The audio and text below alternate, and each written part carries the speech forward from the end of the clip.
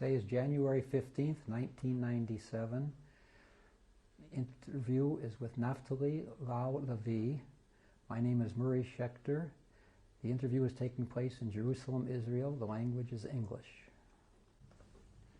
Did you have any nicknames when you were growing up? Yes. They used to call me Tulek.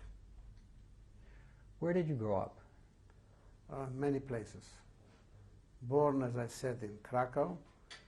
As a child, when I was a few months, maybe 2 months old, we were living in a place called Suceava, which is Bukovina, Romania, where my father was the rabbi of the city.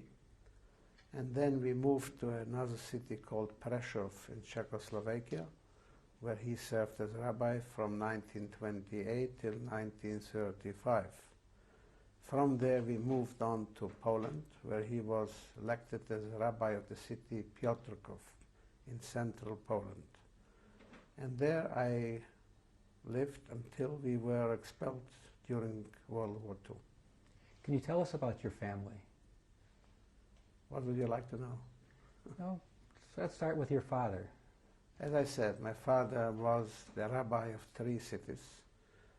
I think he was the 37th generation of rabbis in his family. Born in Lvov, which is today Ukraine, used to be East Galicia under the Habsburg monarchy.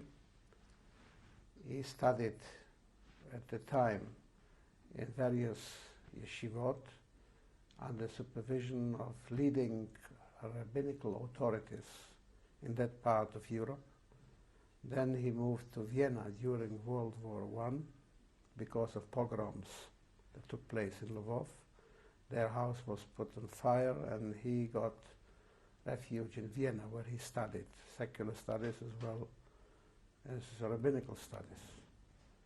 Soon after the war, he was married and was appointed as rabbi in Suceava. And from there he went on to different places. He was an active member of the Agudat Israel, what was known later the Council of Sages or Torah Sages. He was very active in that organization in favor of encouraging Aliyah and settlements in Israel. This was his more or less political involvement. He was active in education. He was one of the leaders in that movement who actually organized or initiated and organized a network for girls. School network for girls became known as Beit Yaakov. He was one of the founders of that network.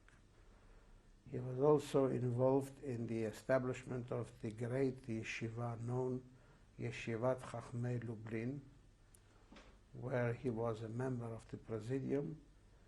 It was the founder of that yeshiva was Rabbi Meir Shapira, who was his first cousin. And when he was rabbi of Piotrków, he passed away. My father was elected to become the rabbi of that city. This is more or less I can say about him. And your mother? My mother was born in Krakow to a rabbinical Hasidic family. She was a granddaughter of the Divrei Chaim rabbi of Sons, Chaim Halberstam, which is very well known in Galicia, and a great-granddaughter of Rabbi Baruch Frankel Teomim, known Baruch Ta'am because of the book that he wrote. Her name from home, her maiden name was Frankel Teomim. An educated woman, very active in communal life in the city where we used to live, throughout the time up to the very end. We were 4 brothers. I am the second one. The oldest one escaped the war because he was studying in a yeshiva in Romania. Came to Israel at the time, Palestine, in 1944. I myself and my youngest brother, Israel Meir, who is today Chief Rabbi of Israel, we went through the whole period of World War II, ghetto and camps. And one between us, 3 years younger than me, perished in the that camp of Treblinka, together with her father. What was your life like before the war? Like any boy at my age, went to school, played games with friends in school or outside of school, and had a reasonable, comfortable life, having vacations, summer vacations and winter vacations, but always connected to the Jewish calendar. What was your address in Petrikov? Do you remember? Yes, of course. Pilsudski Street, number 21, which is one of the main streets in town. Did you experience, is the house still there? The house was there till a year and a half ago. I was there and I saw it, even filmed it, and when I was there last time, it is nearly a year ago, it wasn't there anymore. It was pulled down. I don't know what happened. It was old, I don't know. Did you experience any anti-Semitism before the war? Yes. There was always anti-Semitism. In what form did it take? You know, during, let's say, Christian holidays, if it is Easter, or in particular Christmas time, we were exposed to some kind of harassment, but bearable. There was the known anti-Semitism, which was institutionalized by the Polish government at the time, which after a certain pogrom that took place in Poland, then it was in 1936, if I'm not wrong, the Prime Minister at that time, by the name of Składkowski, was questioned at the press conference if he condones or condemns pogroms like that. So he condemned it. He said, we don't have to. And he was asked, what about economic boycott on Jews, something like that? He said, that's okay. So this was the sort of anti-Semitism that reflected itself in many ways. What did you know about the rise of Nazism? The first time I heard about that was when I was 7 years old. It was in 1933. We spent a summer vacation in a spa called Krynica on the Polish-Slovakia border.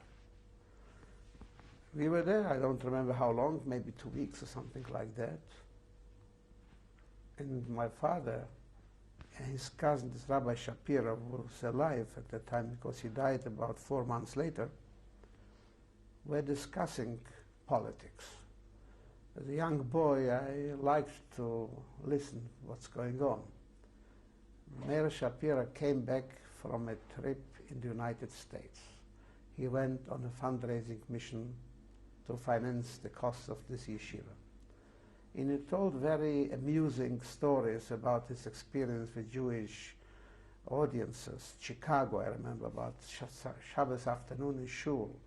And we were all laughing about the reaction of some Jews, simple people, but the warm people who gave him the money. One even Shabbos afternoon in shul, and he had finished his speech, which was probably very effective, came to him and pulled out a few dollars from his pocket and wanted to give it to him. This was the amusing part of the story. And then we were talking about what's going to happen with this Hitler.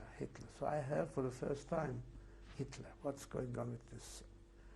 And people expressed concern that it is going to create a chain reaction of anti-Semitism which exists. Some places it's dormant, some places active. And among other things, I remember there was also the mention of immigration to Palestine, to Eretz Israel.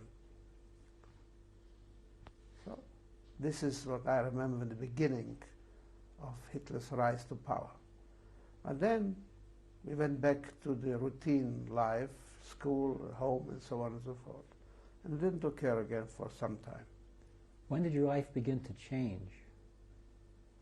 Actually, it began to change only in '39, on the 1st of September.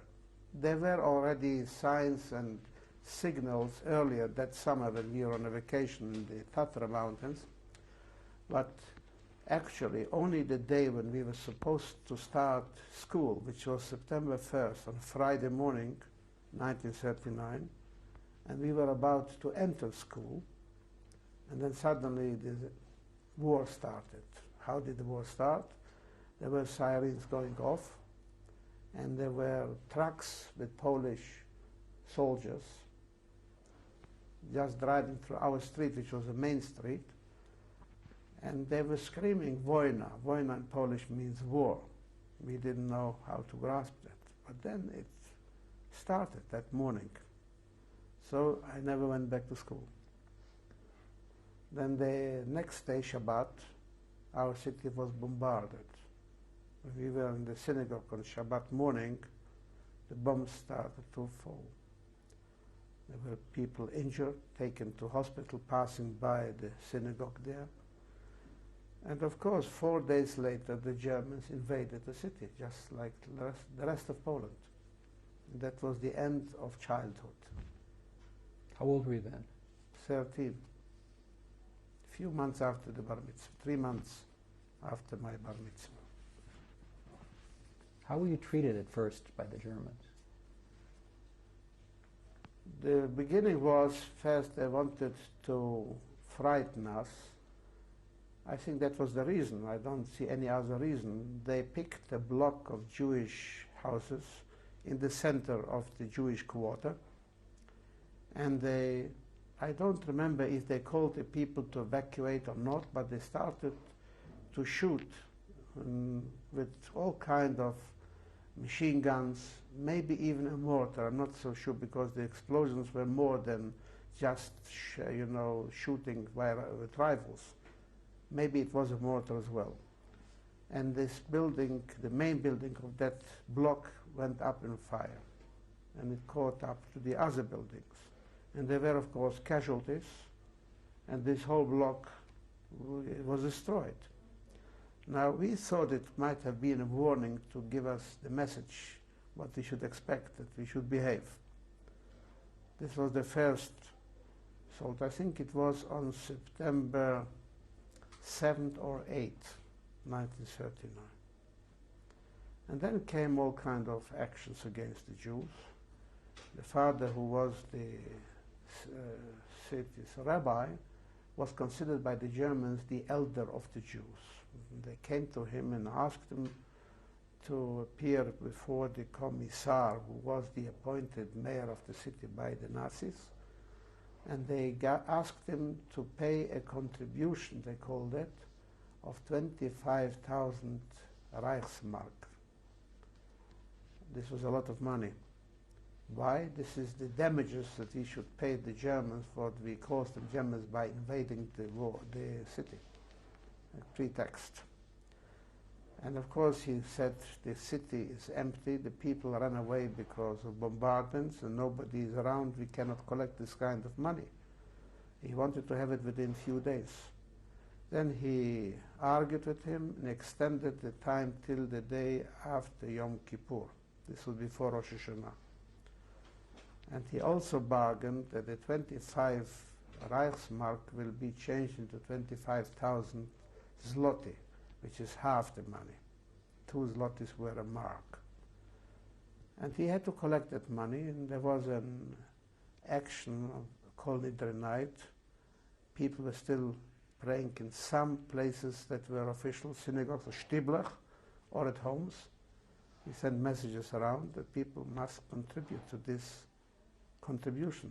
He called it Pidyon Nefesh, or Kofer Nefesh. Pidyon was the next year, another operation. And they collected not all of the money, but a great part of it. And some of the money was given in valuables, rings, bracelets, whatever. This was the first. And then came another demand for a larger sum. That was 2 weeks later, which had to be paid. So he was considered to be the man in charge, but he wanted to get out of it. Then they appointed what they called an Ältestenrat, which was turned later into a Judenrat. And there was a president, there were 12 members of this Judenrat, and they were the liaison between the community and the German authorities. How did the local population, the non-Jewish population, react to these actions?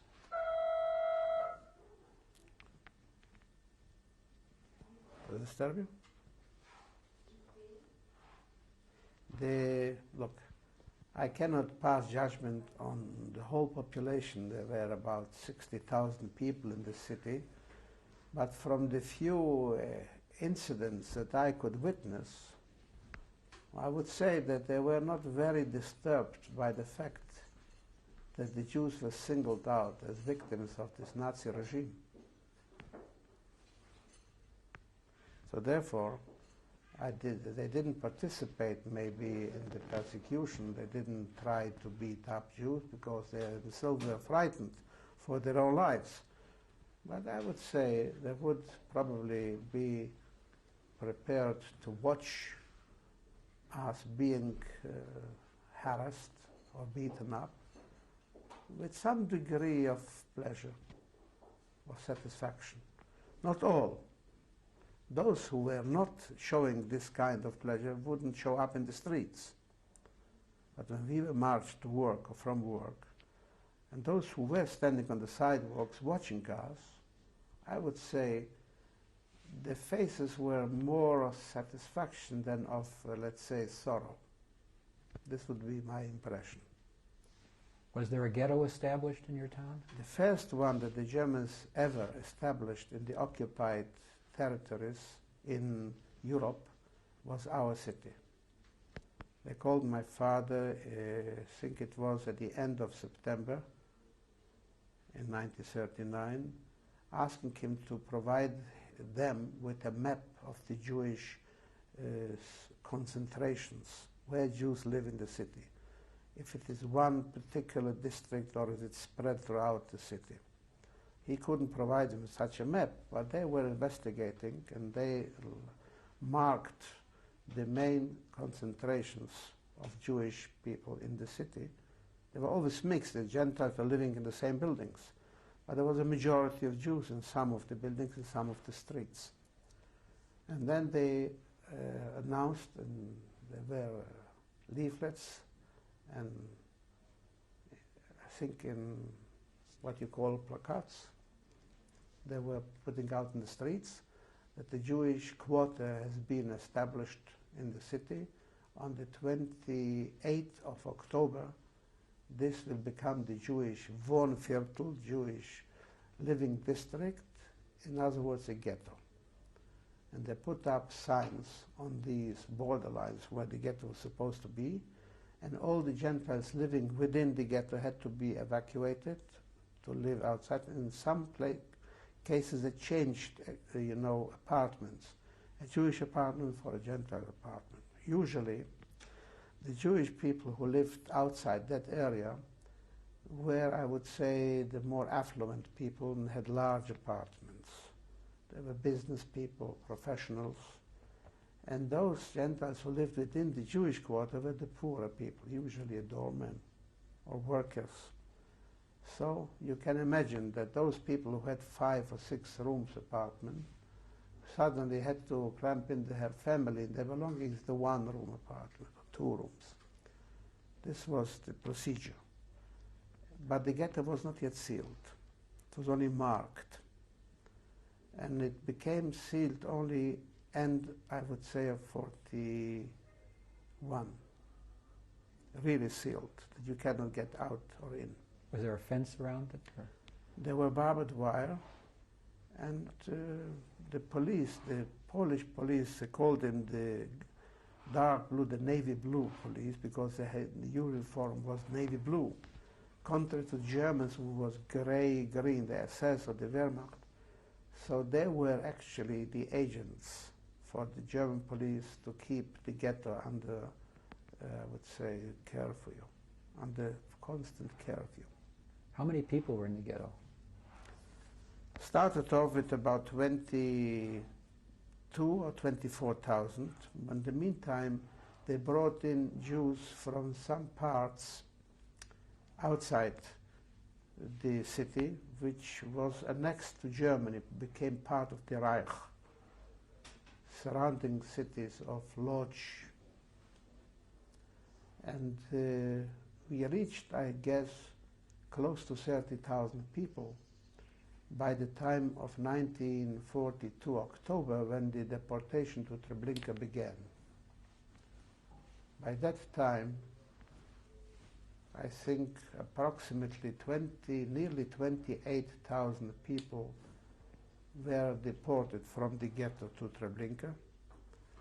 About 2,300 remained working in factories that served the German war effort. There were two camps outside the city, outside the ghetto. One was a glass factory divided in two different branches producing glass, called Cara and Hortensia. I think they employed about over 1,000 people, nearly 1,100 people. And the other one was a woodwork factory called Dietrich and Fischer, who both served the German Wehrmacht or other units, and they worked also about 1,200 Jews. Was there enough food in the ghetto? The ghetto had its own supply that they could supply, and Jews could also manage trading with the Poles on their way to work outside or coming back to the ghetto. There were possibilities to buy, to sell certain belongings from their homes. If they didn't have money, it was a barter business. You could get, let's say, a kilo of sugar or flour or a loaf of bread for a candlestick or whatever, or a tablecloth. This was the business going on. What were the sanitary conditions like? Very poor, and actually twice epidemic diseases broke out. One was in end of 40, that was a typhus, and that lasted for nearly a year. There were many, many dead casualties. There were organized sanitary service to isolate those homes infected with the disease, not to let the people out, but supply them with their needs. It lasted, I think, nearly a year. And then came another epidemic outbreak, which was dysentery. What is it called in English? Dysenteria. Yeah. That also lasted for a while. The hygienics conditions were very poor. There was a Jewish hospital in the city before the war, a very modern, from those conditions, modern hospital, which was taken away. It was incorporated into the general hospital, which was adjacent, and we had to operate, I would say we organized, improvised a hospital in the Jewish gymnasium, which became the hospital in the ghetto. There were services, Jewish doctors. In every Jewish population you have a number of Jewish physicians, specialists, and general practitioners. They took care of the health problems of the people, the nurses. I mean, from that point of view, the population was self-sufficient, from that point of view. Was the synagogue still functioning? No. No, the synagogue was closed down. It was functioning till immediately after the Yom Kippur 1939. Afterwards, the Poles had or informed us that they were noticing that there are a lot of wood being brought in. We didn't know the reason for that. Some were suspicious that they want to put the synagogue on fire. And we were afraid of that. So my father initiated a rescue organization with young boys, and I was among them, that we were together trying to rescue the Sifrei Torah.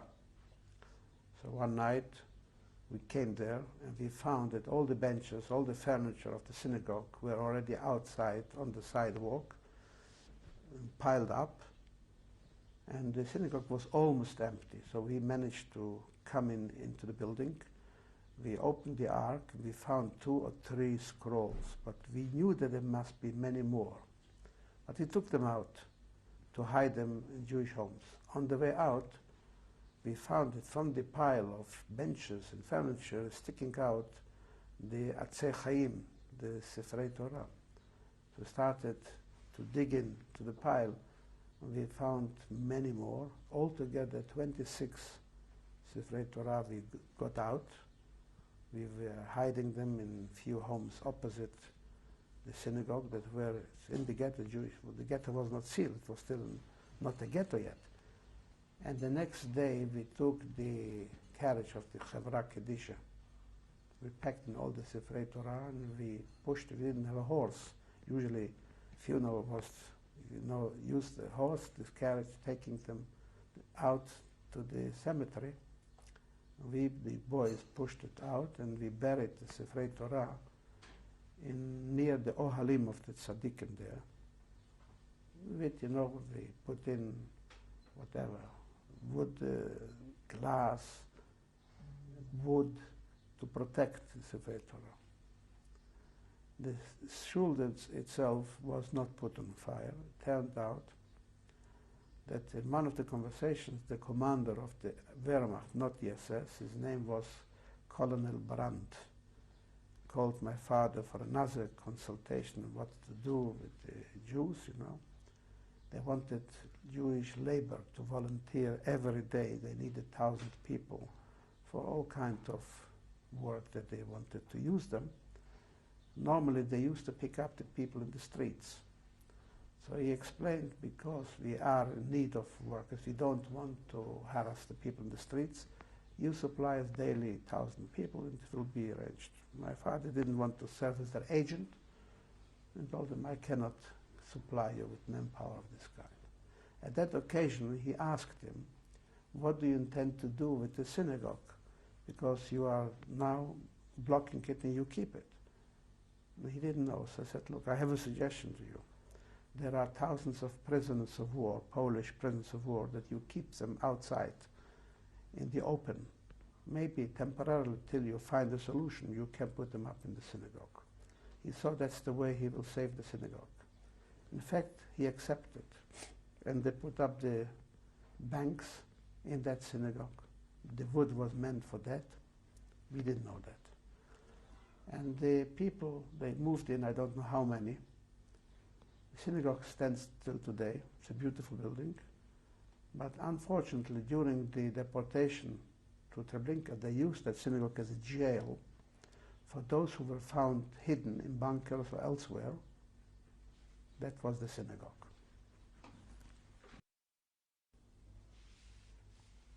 This is cassette number 2 of an interview with Naphtali Lau Lavie. What was the attitude toward the refugees that they brought into the ghetto? The Jewish attitude or the Jewish German? The Jewish attitude. Look, there was a very, I would say, favorable attitude. The Jews in the city or in the ghetto organized themselves immediately to find housing and to facilitate the needs of the newcomers. They came from many cities, the Pomerania, Posen, and some other cities around Lodz, places like Plock, Glovno, all kinds of smaller places in that region. And the Jews came in with large families usually, in some belongings, not many. And they were put up in homes. For instance, I can say about our apartment. We had a large apartment. 2 of the rooms that we had 6 rooms. We immediately gave away to families. One was a Rabbi, a Dayan from Alexandrov near Lodz, Rabbi Sherpinsky. He and his wife and 2 daughters got into our apartment, and there was another family, Eisner from Lodz. They lived with us, and they shared with us kitchen, everything else. And that happened almost in every family. don't remember how many rooms, but I guess there were about 4,000 rooms in the enclosed ghetto that were shared between, as I said before, 28 to 30,000 people. You can figure out the density of living in that ghetto. The schools were taken over. There were the large day school, not public school, not Jewish, but it was in the Jewish section, so that was taken over. There was a Talmud Torah, Jewish religious school. There was a Yesodei Torah. There was the gymnasium became the hospital, and there was a 1, 2, 3 yeshivot. One was called Keter Torah from the Hasidei Radomsk. One was called Sfat Emet Hasidei Ger, or Gur as we call it. And one was called Beit Yosef, Novardek. These were yeshivot that had their own business. People moved in and lived there. And there was an orphanage house. Part of it was also given away to refugees. Anyhow, they managed to live together. Tell us about the forced labor battalion. Forced labor started right at the beginning, but it was not organized, I would say, in a way that you could know where are you working next day. You had always to be surprised. You were picked up, taken to a certain destination, to a site. Once you were digging ditches, once you were, carrying barrels of fuel or whatever. There are all kinds of works. Later on, I would say sometime in the summer of 1940, there was an office, or labor office, within the Jewish community building, the Ältesten, or the Judenrat, that became the responsible agency to facilitate the Germans with labor. And they had working cards for every male above the age of 14, which was called Kenkarte. It's a sort of identity card, but this was actual labor card. And there are stamps in that you work. And if you had this Kenkarte and you were working, you were more or less immune against all kinds of, attempts to pick you up in the street. Now there were 4 or 5 sites around the city and in the city where the Germans employed Jewish forced labor. Later, as I told you before, it came down to 2 major working places or sites. One the glass factories, the other one the wood factories. And in those 2 places, the people who worked together, I guess about 2,300 or 400 people. At the time when the ghetto was liquidated, when most of the inhabitants were taken away to Treblinka, the people who worked in those places had to live there as well. And they organized and improvised living quarters for these workers, and they were there under guard. They were not free, like in a camp. And then they were moved into a smaller section of the previous ghetto that was liquidated, and one street called Staro Warszawska, on Yiddish they called it the Jidengasse, the Jewish street, was surrounded with barbed wire and guarded by police, Ukrainians, Polish, and of course Germans supervising. And that became the little ghetto. And there were, as I said, 2,000 to 2,300 people, which organized themselves in their own way, and they had to go out to work in those factories in 3 shifts, always being guarded by police going out and coming back. In July 1943, the Germans decided to liquidate that little ghetto as well. And all the people working in those factories were forced to move out into the factories, where they established little camps where they used to live. And the ghetto was finally liquidated, and there was a sign on the railway station that said, Petrkau ist Judenrein. Piotrków is clean of Jews. It was a systematic sort of process. So the Jews who survived in the city, as the 2,300 or so, stayed in the two camps up to 1944, when these two camps too were liquidated, and the Jews were sent to different camps throughout Germany or Poland. They ended up in Auschwitz, Częstochowa, Skarżysko, Buchenwald, Mauthausen, all kinds of camps. Were you involved in any roundup action? A few times. The first time I wasn't rounded up, I was at home when they came in to look for my father. That was at the 27th, I guess, of June 1941, 5 days after the Germans invaded the Soviet Union. And they took some precautions or preemptive measures against the Polish intelligentsia because they were afraid there may be some sort of rebellion against them. And they took the dignitaries of the city into custody. It seems that they wanted to pick up the rabbi as well as a warning to the Jews, among others. And they came to our home, and I was alone. There was an elderly person and a refugee who lived in our apartment as well, working on crutches. And they broke in, just violently, the SS people, black uniformed. Where's the rabbi? And I said, the rabbi is not at home. They were running around wild, and one of them saw this old man with a white beard sitting in a chair, and he saw that's the rabbi. So he took one of his crutches and was beating him, but it wasn't him. So at the end they realized it's not the rabbi. So they took me down in a little Volkswagen, pushed me in among them, and brought me into a place, Bankova Street, which was, before the war, a little street near the railway station with a few banks there. I don't know what's the reason they called it the Bank Street. And one of those buildings, they had the headquarters of the Gestapo and SS. Brought me into the lobby of that building.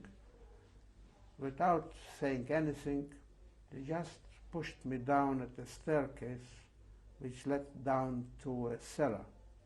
Kicked me from behind, and I just fell in. When I woke up and I opened my eyes, I saw a dim light coming through a little window, and nearly 40 people or so sitting there, people at the age above 40, I would say, all of them leaning towards the wall, around the four walls.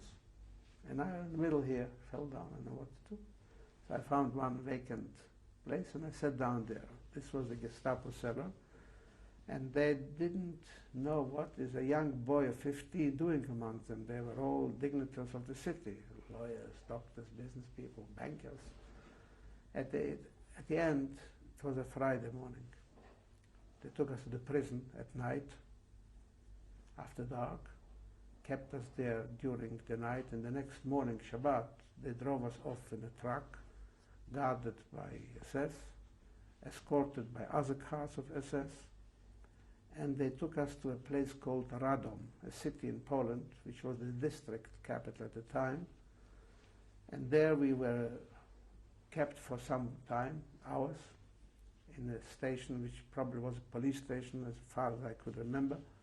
And then they loaded us on a train. There were only 4 wagons, cars in that train, cargo cars, and there were already, I don't know, maybe 200, more than 200 people in those cars. And we joined them. And we started moving without knowing where to. And we ended up in a place called Oświęcim. I knew the name Oświęcim is a Jewish city not far from Krakow. But I had no idea that this is a camp. But the elderly people, they heard Auschwitz, called it in German Auschwitz, they knew what it is. It was not an extermination camp at the time, but it was a concentration camp. And there we came in. And there was the procedure, shaving us and sending us to the bath, and then registering, giving us those striped uniforms, and dividing us to various blocks, barracks, which blocks. And then we were assigned to work. One of the assignments that I got was a certain Baustelle, which was not far from Auschwitz. We used to work there approximately 40 minutes, 45 minutes, 3 kilometers away. These were swamps in an open area near farms, near very poor farms of a village called Brzezinka. And we were digging ditches, spreading gravel all around, trying to drain those swamps. Turned out that this was the ground that we prepared for building the camp of Birkenau. This was in July already. It was the end of June, 30th of June I arrived there, 41. So what Auschwitz was, I don't have to add here. Everybody knows, everybody heard and read and saw. But we were there in that, I was in a particular block. And somehow my family didn't know where I disappeared. Nobody had an idea, because I was the only Jewish person among those people who were taken away. And they started to pull strings to find out, and they were told that a special unit from Radom, from the district capital, came, and they operated in this town, and they picked up the people. So they got into a friend in Radom who was the Rabbi Kestenberg of the city. Through him, they got to know that there was such a transport, including some people came in from Piotrków, from our city, and they were sent to Oświęcim. So Oświęcim was already a frightening word for my parents. For me, not. I didn't know. And then they were investigating how to get to Oświęcim. They found out that many prisoners in Auschwitz, Oświęcim, worked in the coal mine of Jaworzno, which is very adjacent to Oświęcim. The rabbi of Jaworzno is the younger brother of my mother, Rabbi Frankel Tumim, Mordechai Frankel Tumim. My mother got in touch with him, and he started to find out who are the foremen, the miners that work at that mine, through whom we can get contact. And he found a connection to the people in the camp, and the connection got to me, and it was arranged that I was escaped out of Auschwitz after 40 days being there. And then I was somehow dispatched back by these people who smuggled me out from the camp back to the ghetto. When did they hear in the ghetto about the extermination of Jews? The first news that we got was, I guess, February or March 42. 2 men, young men, escaped a place called Chelmno. And they managed to escape for a few days, wandering around, and ended up in our ghetto. And they were chased by people from the SS or Gestapo or whatever, and they managed to get rid of them, got into the ghetto. One of them, by the name of Chaim Yerachmiel Widawski, got to our home and wanted to see the rabbi to tell him something. My father was sitting with him for a while, and the man told him the story of Chelm, how people are being annihilated systematically. It was very hard for him to digest that. My father called me, and I was the older at home, to summon some of the people, the manhigim, the leaders of the community. He told me whom to call. I brought in, I think, 7 or 8 men, and they were sitting together with this person who was sobbing all the time when he told this story. My father took notes of this whole story that he reported about, and he got convinced that this is a real story, because the others were a little bit suspicious. Maybe the man wants to get some money and he is trying to build up a story. They were not willing to understand and to listen. My father thought there is a lot of that, what the man says. Asked him where is his friend. He told him he is hiding at another place. We found him. They organized for them money and false papers as Polish workers, and got them uniforms of railroad workers and sent them away They went both to Germany to work as Polish workers. Both survived. Vidaski came to my home when I used to live in Ramat Gan. He was sitting on the couch opposite me, and he says to me, they didn't believe me when I came to tell that story. This was in 1972. So I said, it's true, it was very hard to believe. But I remember because my father gave me the notes, and I typed them out of a typewriter in Yiddish, because he spoke in Yiddish. And I recorded to him from my memory what he described, which he almost forgot. And then suddenly, when I was sitting in the armchair on the sofa, and I see he's leaning back, and he fell down, he fainted. He got so excited. So we helped him to recover. He was a very rich person. Came to my neighborhood again, and then he bought a house opposite my house for his daughter, who married and lives now in that same neighborhood until today. He, in the meantime, passed away. He lived in Antwerp in Belgium. The friend of his, the other person, his name was Yitzchak Justman, and he lived in Israel for a while and emigrated to Chicago, and he passed away there. So these were the first messengers in 1942, March I guess it was, and before Purim, brought that story, and people didn't want to believe. When did the deportations begin? In our city it began on the 14th of October 1942. Gimel Cheshvan, Tavshin Gimel. And it started, they cordoned off the whole ghetto, the approaches to the ghetto, the various streets or lanes. This was done by a special unit. Most of them were Ukrainians and Lithuanian soldiers, auxiliary forces for the SS.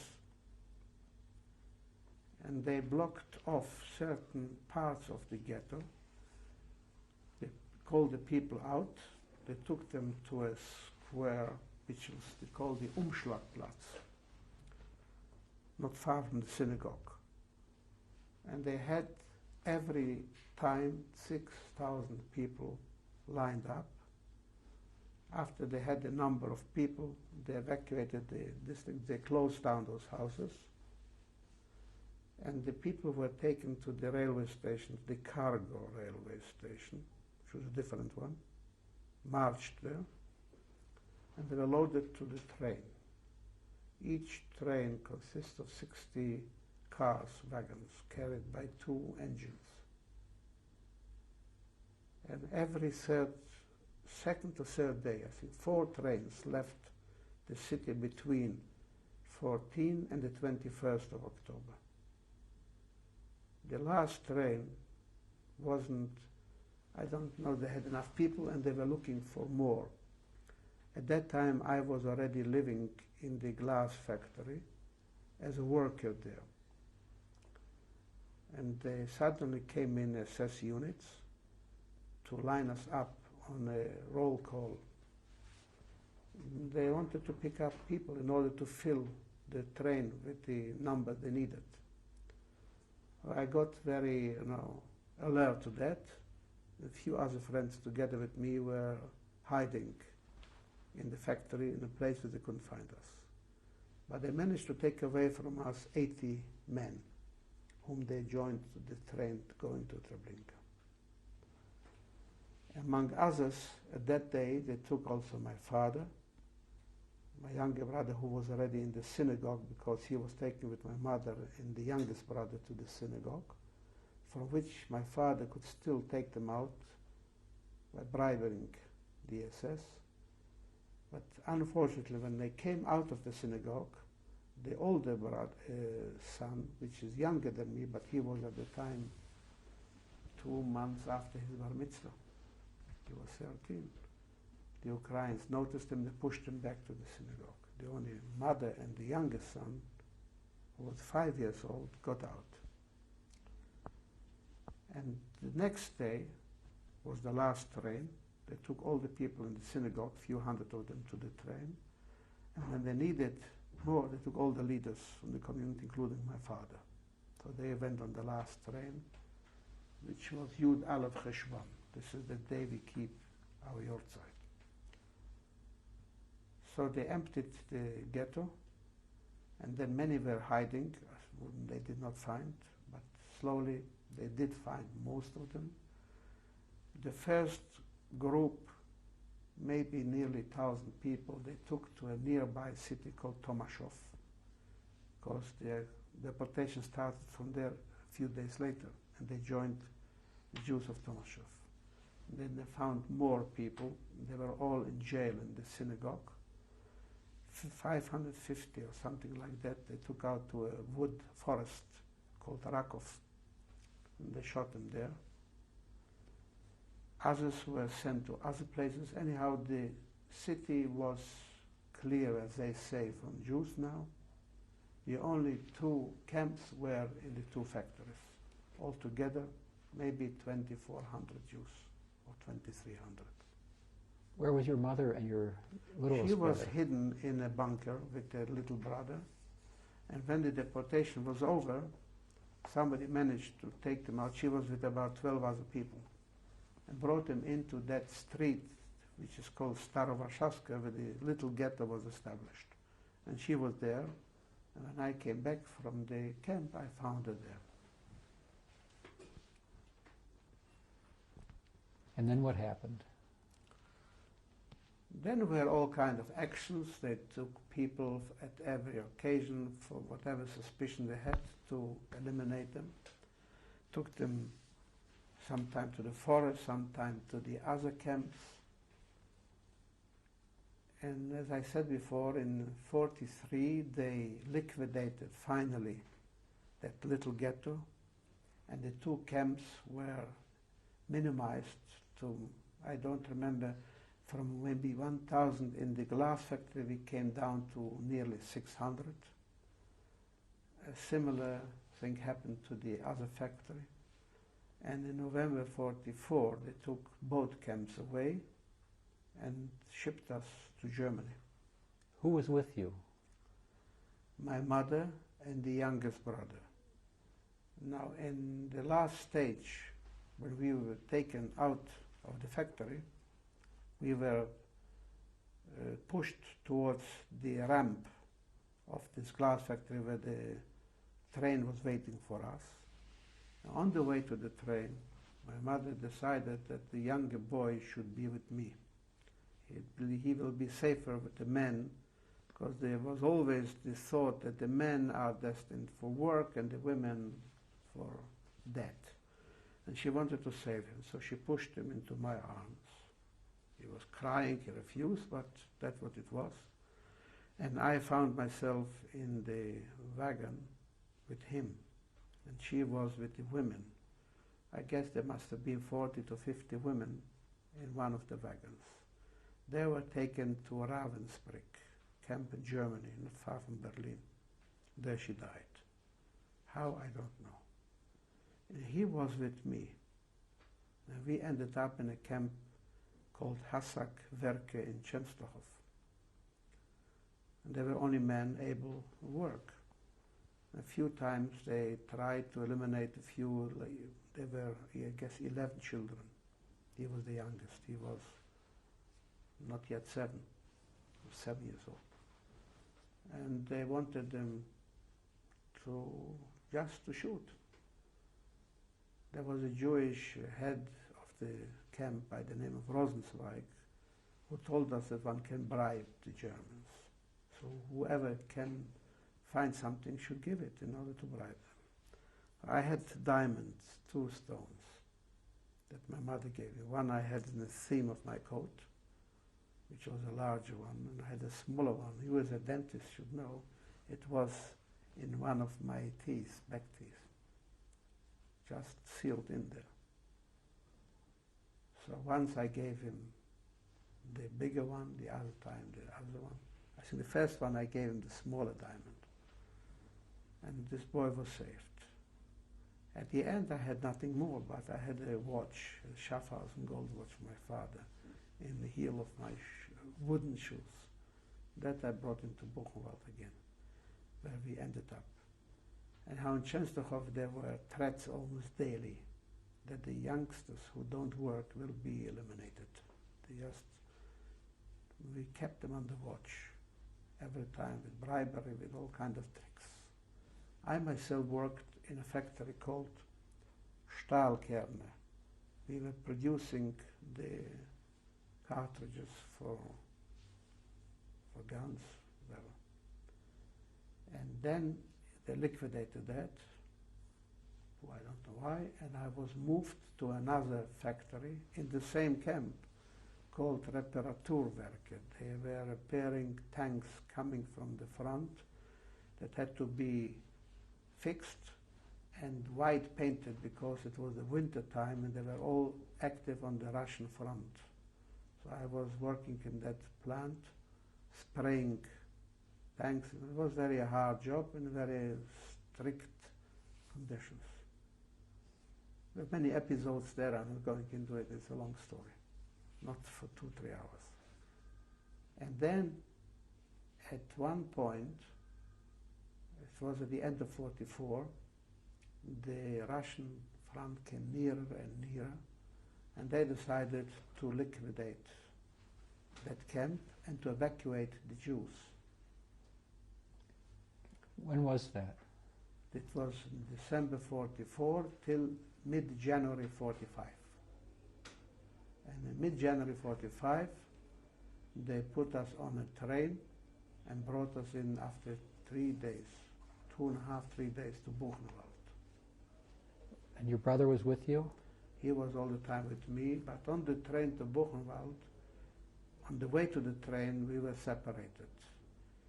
The SS, every time we were in blocks of 100 people, 20 rows, 5 in a row.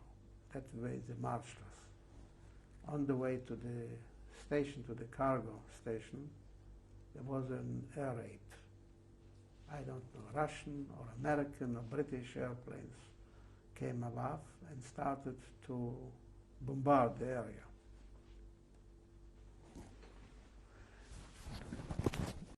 This is cassette number 3, an interview with Naphtali Lau Lavie. You were telling us how you got reunited with your brother on the train. No, on the way to the train, we marched together. We were 5 in a row. He was in the middle. The 2 to his right were myself, and next to me was a friend of ours, much older than myself, I would say even over 20 years older, by the name of David Feiner. He was a scholar at Yeshiva of Lublin, and a very nice person, and we were marching together. Before we started from one point to the other, they came with a truck and they had bread for the journey, and they threw in every row 1 loaf of bread, which should be enough for the 5 people. So we gave this loaf to my younger brother, who was in the middle of the row, to keep it. He had a little bag on him, but I had a large bag carrying whatever we had. And then suddenly the air raid started, I mentioned before. And we were all ordered to lie down to the ground. The ground was full of snow, I would say about 6-7 inches snow. And we were lying down to take shelter from the air raid. We were guarded mainly by Ukrainians and a few Germans as well.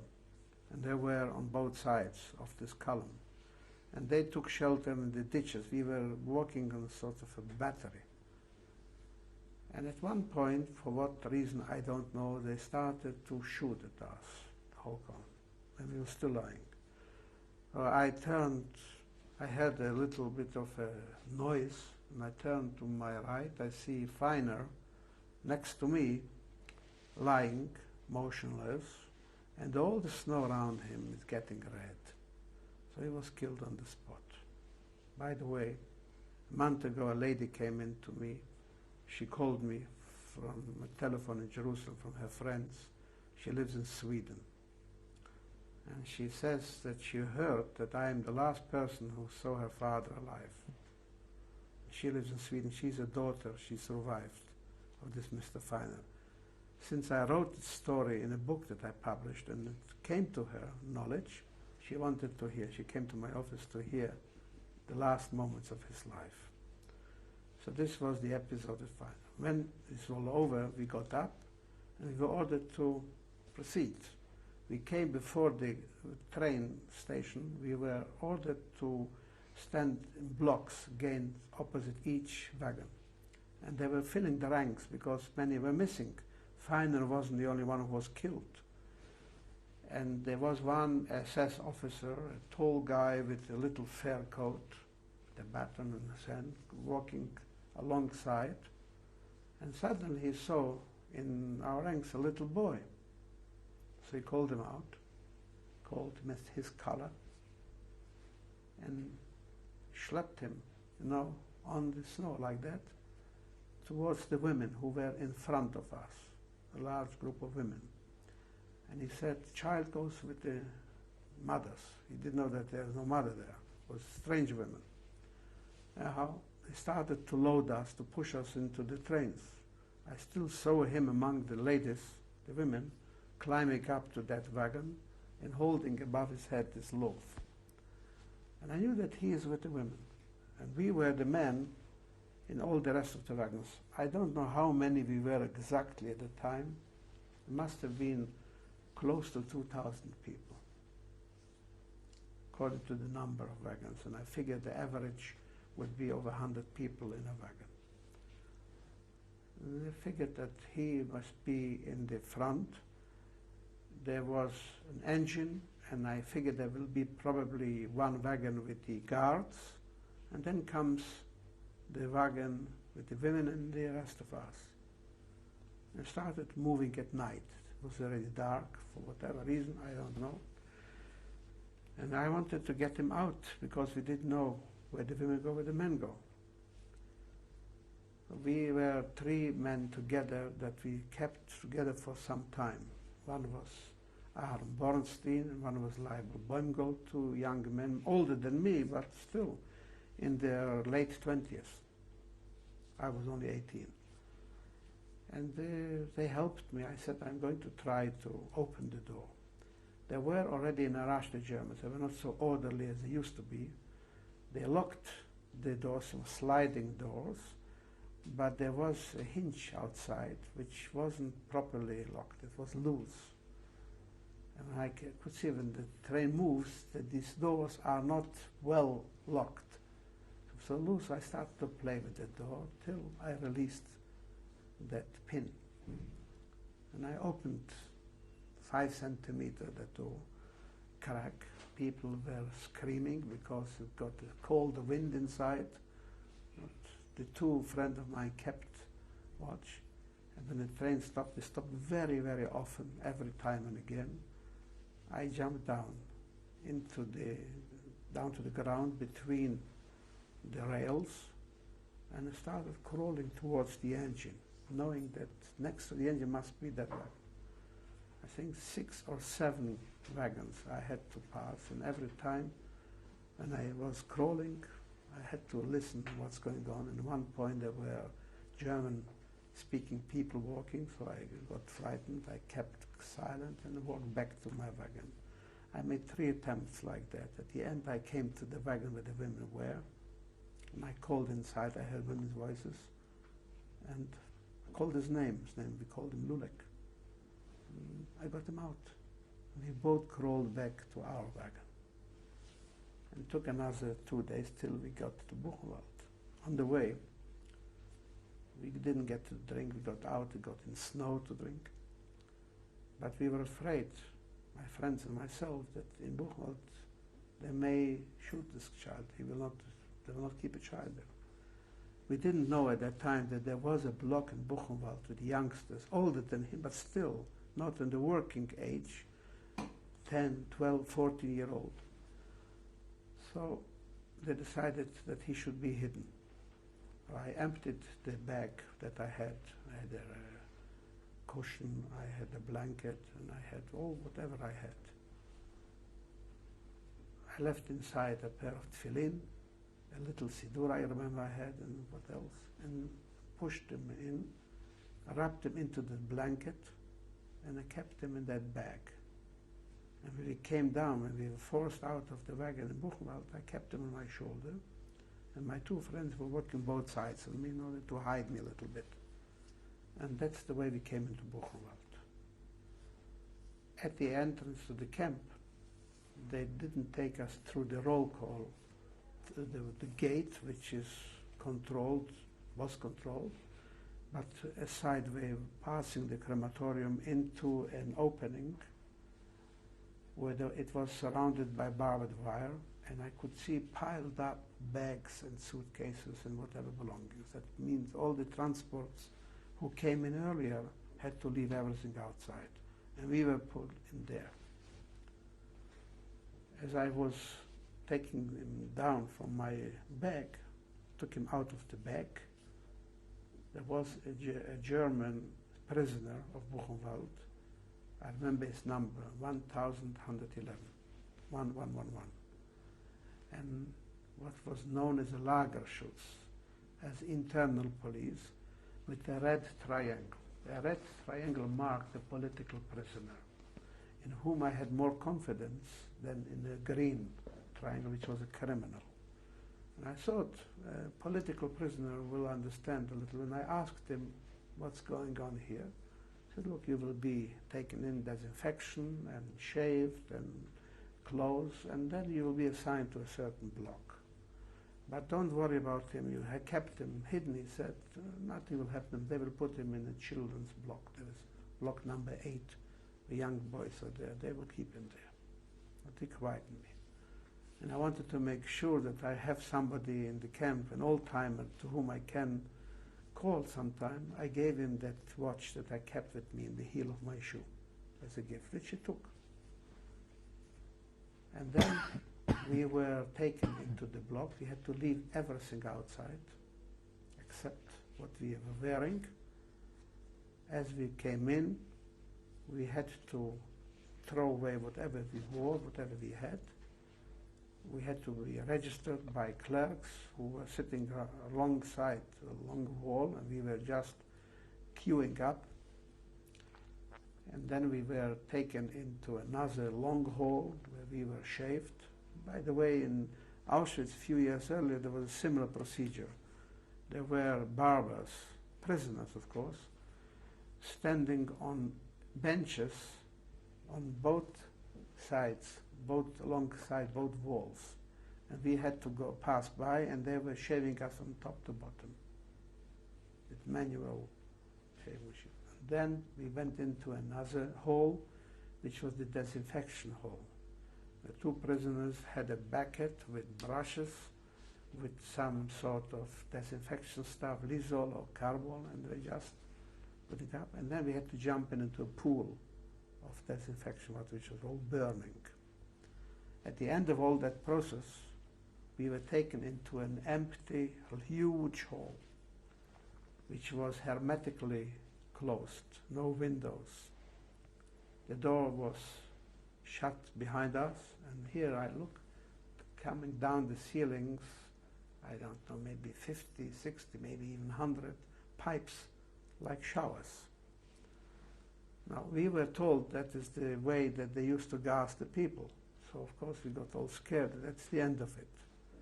One man, Mr. Samuelson, a tailor from our town next to me, just dropped on the floor. His son said that he had some poison among his teeth, which he just swallowed. He didn't want to die by gas. And we were standing there naked, of course, undressed, shaven, shivering, cold. It was January. Terrible, terrible cold. It must be, I don't know, 25 degrees below zero outside. And suddenly, a stream of water came down from those showers. Ice cold water, but not gas. And I looked around the people. Even under these circumstances, people smiled. That means that's not the end. This was over. The doors opened, and we were just rushed out. And outside, there were other people standing, all of them prisoners, but in white aprons. They were doctors, injecting us anti-typhus, whatever. And I pushed my little brother in front of me, and there was a doctor prisoner with an F letter, must be French. And he was giving everybody this injection, and he asked the boy, how old are you? I prepared him in advance to say 13. He looked 5, he was nearly 8, 7 and a half. And he said to me, you are your father? No, I'm not his father, I'm his brother. So tell me the truth, because if I give him an injection, the full dose, it will affect him, he may die. So I said, he is 7. So he just injected into the air maybe half or more of the content and gave him that injection. From there we were taken to another hall where we were given the uniforms. There was no uniform for this child. Oh man. Well, some prisoner showed mercy to him, and they took him around and brought him some pens and some shirt, not the right shoes, in order to dress him up more or less according to his size. And from there we were taken to block number 52. The block was like a stable for horses, which was arranged in banks, 4 layers, banks. There was no mattress, no straw, just boards. And we were ordered to climb up and to stay there. The block understood the elderly of the block, his name was Willy. He was a decent person, a German, I think he was. He was the authority. He saw the little boy, and he said, we will arrange him in another block. This is not for him. I think the day or the second day, I don't remember, he came along, he called us, and he took him to block 8, where he was throughout the time. And there he survived. I was staying in block 52. The day after he took him away, I tried to keep contact because we were surrounded with barbed wires. We were not the same camp. It's called the Jewish, or the small camp, or the Jewish camp. Different conditions, much worse. And I came to see him occasionally. When I went to work, I just skipped away. And then, I think the 3rd or 4th day when I was there, I was just picked up. I was sitting outside on the step of the block to clear bodies from the various blocks and carrying them to the crematorium. It's a terrible, horrible job, the whole day. The next day, I was taken on a commando to the quarry, the Stone Quarry, which was a place where we worked for 22 days. I worked there 22 days. The most terrible site work. There was no reason for that work except to torture. Many died there. And the quarry, Steinbruch known, was throughout, I think, February. And then was a bombardment. The Allies bombarded Weimar, a city which is about 8 kilometers away from Buchenwald. At night, the Germans came in with loudspeakers, with trucks, and took prisoners on random to Weimar to clear the rubble and to try to rescue people hidden behind. So we worked it throughout the night. And we came back. The day after that, I was taken to a place called Nordhausen, which was bombed as well. Nordhausen had a camp called Dora Mittelbau, most horrible camp, 80 kilometers north of Buchenwald. And there were tunnels in caves in the mountains where they had the installations for the V2 missiles that were launched on London, England. This was bombed by the British or by the Americans. It was covered with rubble. We came to clear that. I saw that camp. It was one of the horrible sights, and I decided I'm not staying here. And the night we were lying there in the open in February, I saw a group of maybe 200, maybe 300 people standing. Some can't stand anymore, lying or sitting. These were what we called Muselmen, people who were on the verge of death, after starvation or disease, skeletons, walking skeletons. What it seemed is that I was taken with another group of few hundred people to replace them in Nordau, and they were supposed to go back to Buchenwald to be burned when they die, because they didn't gas in Buchenwald. There was no gas chamber. And I think the crematorium in Dorau, Mittelbau didn't function, or maybe they didn't have, I don't know. And I decided I'm going back with that group of Muslim men, because I figured they are going back with the same trucks to Buchenwald, which was the case. And I was the only one healthy among all those. We arrived back to Buchenwald, a long time driving. It's only 80 kilometers, but it took, I don't know, hours. Then I was ordered by the couples to carry down bodies that in the meantime died on that. At one point when I was carrying a body, I was kicked by one of the couples, "Get out of here," disappeared. So I ran back to the camp. I was afraid to go back to my block because I was taken from there, so I went to block 62. I found shelter there. And from there, I was taken to work at the home of an SS officer, which was, I would say, recuperation for a few days. But then again, I came back to the camp, to the routine work, every time to be caught to something else. And before Pesach, we wanted to keep whatever we can under the circumstances, so we were trading the portion of bread that we got. We got one loaf of, I guess, a pound bread for 5 prisoners. We had to divide it among ourselves. We didn't have knives, but we had wires. With the wires we were measuring and cutting the slices of each loaf and dividing among ourselves. And before Pesach, there were times that they didn't give bread. Instead, they gave us peel potatoes. It was called Pellkartoffel, potatoes in their jackets. They were cold, they were hard, but it was food.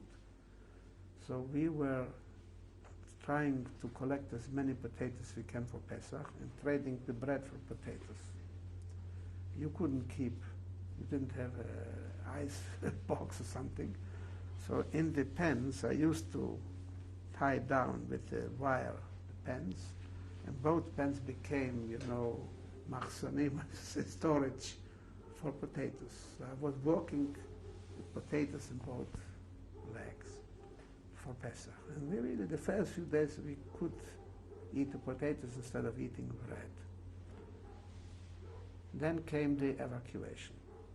4th of April, which was the first day of Chol HaMoed Pesach, they started to evacuate all the prisoners. They started with the Jewish prisoners. Loudspeakers came through these blocks. Alle Juden, or sämtliche Juden, sofort antreten. All Jews immediately report to the roll call, please, which we did. And from there we were taken on transports to be evacuated to nowhere. And they took us at the end to many places, like Theresienstadt or Dachau. And I was among those who were taken out. And there was an interim episode. Was at one train, the first time I couldn't be taken because it was already fully loaded. Then they pushed us into a factory called the DAW, Deutsche Ausrüstungswerke, where we were taken into to be jailed for a while till the next train will come pick us up. From there I managed to run away, back to the camp, and hiding under the floor of a certain block. But then they found us with the dogs, and they found us out. They took us again to the train. This time, I was already on the train. In the night, we were not far away from Buchenwald. Again, made that trick. I opened the sliding door, and I jumped down. Two boys, Hungarian boys, followed me, and we were both, they and me, going back in the direction of Buchenwald. They didn't speak a word German or Yiddish, only Hungarian. But I signaled to them, I'm going, you can come along. They're young boys, younger than me, 16, 17-year-old. And we were walking the whole night in the forest, on the edge of the forest, towards the direction of Buchenwald. I wanted to go back not to lose sight of the little brother. And then in the morning we saw houses of a village. We came near that first building, a frightening dog barking, but he was on a chain. A woman came out and she saw us. Who are you? So I showed them, you're prisoners. Where? So in Buchenwald, which wasn't far from there. And she pretended that she doesn't know what it's all about. So she said, what do you want? I said, we want water. She looked at us very suspiciously, went in, brought us 3 mags of water. She put it on the porch. She didn't come near us. And then I didn't realize, but she probably phoned that somebody alarm, because shortly afterwards I hear an engine coming near, and it was a little van, and 2 elderly Germans with guns came out. One was the driver, the other one was next to him. It was called Volkssturm, and it was sort of a civil defense, and they were ordering us into the van. They took us to the police station. One of them went into the police station, came out with an officer, also in his 60s, looked at us. And we said something to the other one, which I didn't hear German, and they drove off. The village, I remember, this police station had a big clock in front, Polizei. Took my wife, we were invited to Buchenwald to celebrate last year 50 years of liberation. I took her on a tour with the car, showed her that village to the police station. And from there we were taken by that van someplace which I didn't know. Took a long time, over an hour driving, an hour and a half. And suddenly they stopped, and I looked around. There was a group, hundreds of prisoners sitting on the ground or lying on the ground. It was already towards sunset, and they ordered us to jump down. I was very glad that we are not being handed into one of the Germans or the Ukrainians, but we moved quickly into that crowd and mixed in there. And I was lying on the ground next to some other Jewish people who were prisoners originally from Buchenwald, but they were evacuated from another camp where they worked. They were a few days marching. Many died on the way. And they told me that at night they stop, they lie down to sleep, because the guards want also to sleep. They have their sleeping bags, whatever, and they kept somewhere away. There were no cars around. I didn't see any car. And I said to myself, at the dark, when it would be pitch dark, I'd try to get out of here. And so I fell asleep, and I woke up in horrors. I was afraid that I missed the night, but it was still dark. And I crawled out of this crowd, crossed that dirt road, and I saw a forest in front of me. And I walked in, marched into that forest. I crawled for a long time to get out of the sight if somebody watches. And then I had to figure out the direction where to go. In the morning, I figured out, according to the sun, that I am going towards the west, towards Buchenwald. I marched for 3 days in the forest. This time I was alone. I picked up in the fields a rotten, whatever, potato or, I don't know, carrots, whatever there was. On the way I lie down in the evening. At night I walked, but I was frightened that I can meet some obstacle. But I got the last night a shiver, high temperature, and I was almost unconscious, but I recovered. Anyhow, I walked on the 9th of April, in the evening, towards the evening of the 9th of April. I came close to the camp, to Buchenwald. I was lying among the bushes opposite the main gate of entrance, watching that some commandos come back from work. If there'll be a big one, I will just join them in. The first one came was a smaller one, maybe 30 people. I didn't dare to. The next one, half an hour later perhaps or so, was a large group. And here I did, the SS man was on a bicycle in front. The two couples were on both sides. And I ignored the couples. I just ran in and I walked with them into the gate. It was on the evening, late, must be 8 or 9 o'clock. From there I ran down to the Kleinlager, to the Jewish camp where I used to be before. And I went into one of the blocks. I was lying down. There were a few other Jews as well who escaped. And there, in that block, I stayed overnight. I felt that I am not well, but I had no choice. In the early morning, the first light, I got up and wanted to go to the block where my brother was. The area was almost deserted, didn't see a soul, except in that block where I was, the few Jews lying on a bank and trying to hide out. But I came to the block of my brother, and he was surrounded with barbed wires. I was very weak. I came to see him, probably my forehead fell on the, and I was bleeding terribly. And he came out with a friend who gave him some, I would say, support, moral and other support. At number 4 of an interview with Naphtali Lau Lavie. So you had just met your brother. So there was a man, a Russian prisoner of war, an officer by the name of Fyodor, who gave him protection, my little brother. And he came out together with him to see me. And I was leaning towards the, I was bleeding and I looked probably terrible. And they took me into the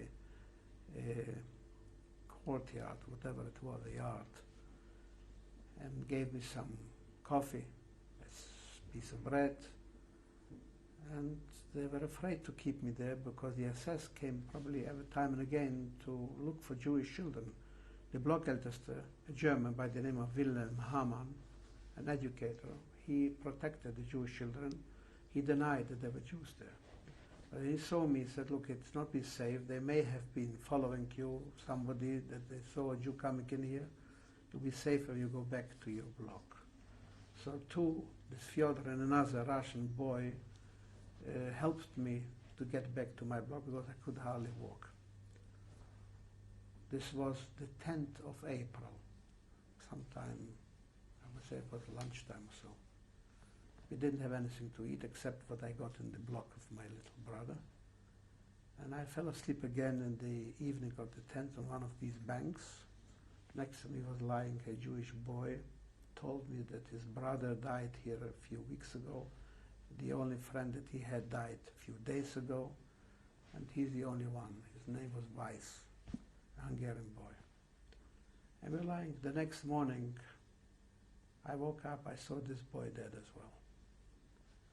But I went out of the block, there was a noise, and this was already the beginning of liberation. Because the old-timers in the camp, most of them German communists, had hidden weapons there for some time. And they were well organized.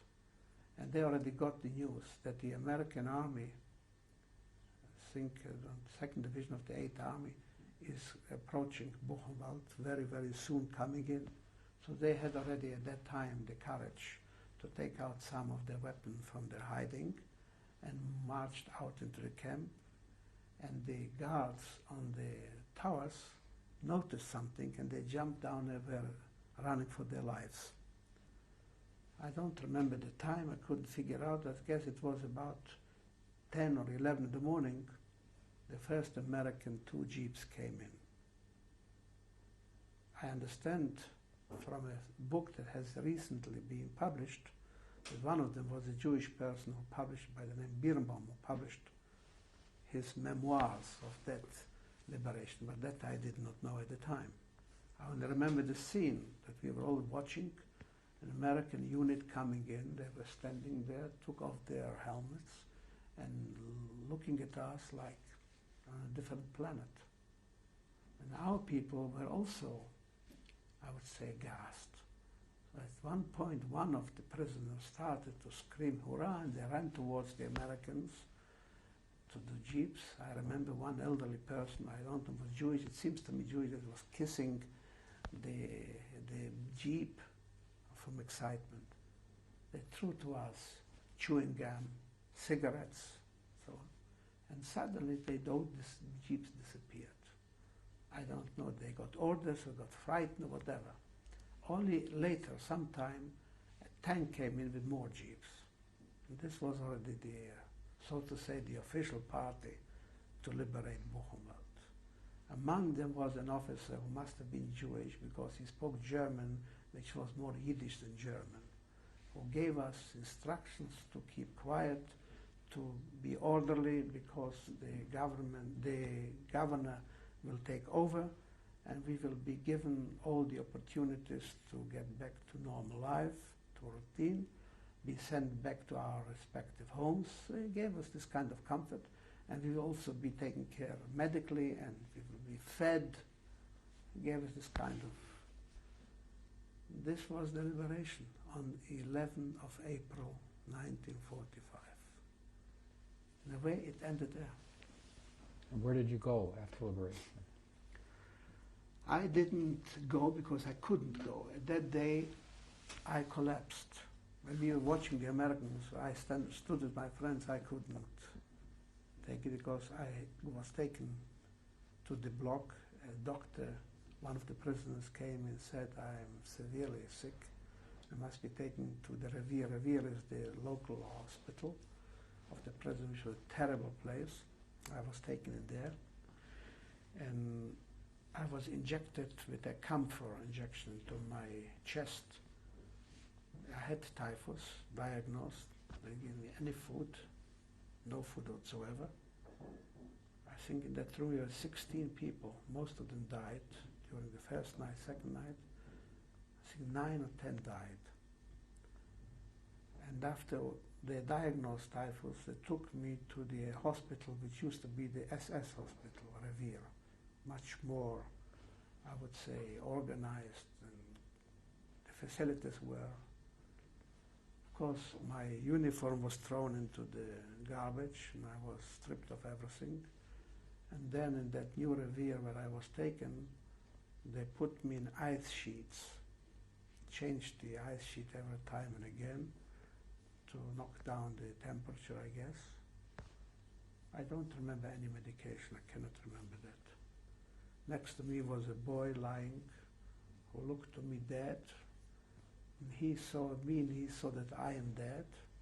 His name is Bunim Wrzonsky. He is a teacher and principal in school in Petah Tikva.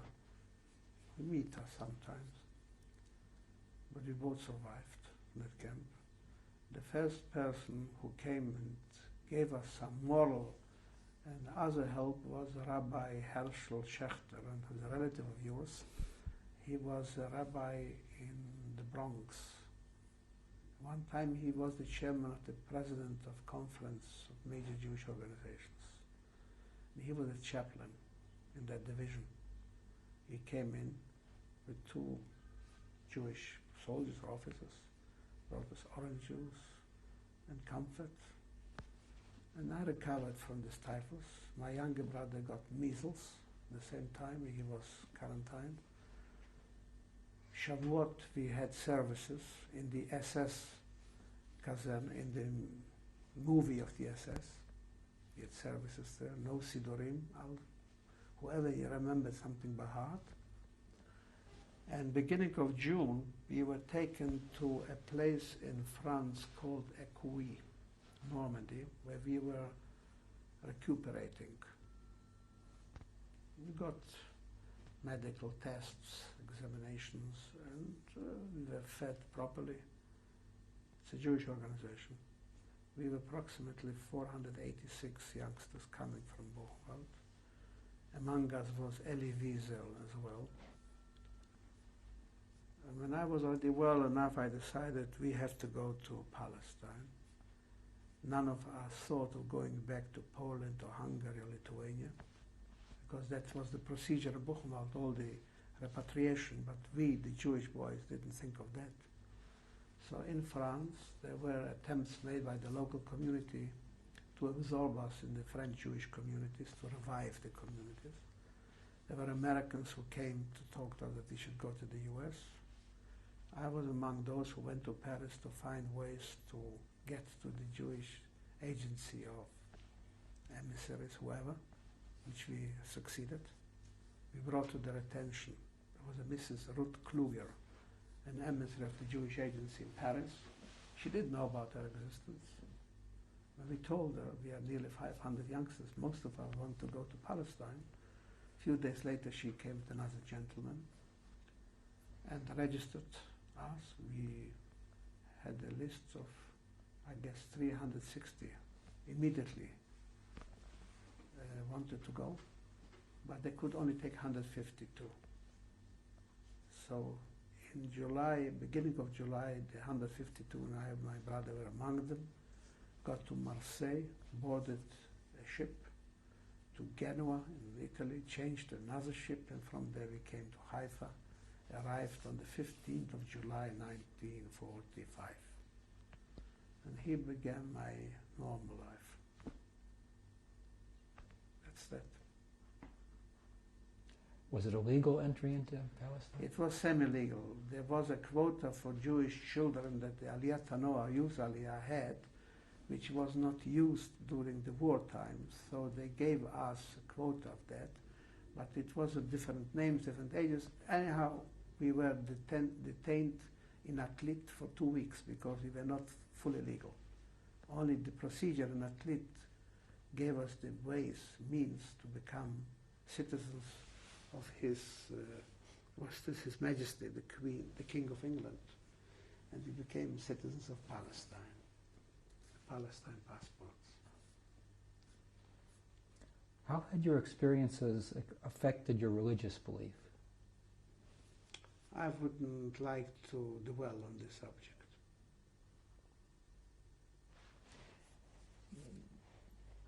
It's almost 50 years since the war. Is there anything you'd like to, any message you'd like to give to your children, grandchildren, or the world? No.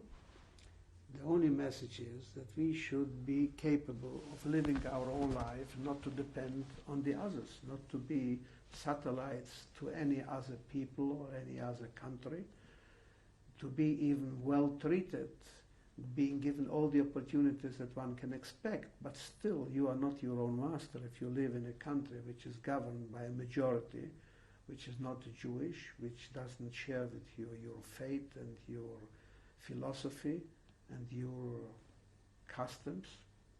And I have nothing against the Gentiles who are Christians or Muslims, but still they have the right and they are entitled to live their own life. If they are decent, they are honest, they will tolerate my own way of life. But unfortunately, in my experience is that they were not so tolerant, and therefore we pay the price. So that I cannot guarantee you that that tolerant society among whom Jews live today will always stay tolerant. Experience and history prove something different. Therefore, we should take care of ourselves, not depend on the goodwill or on the mercy of others.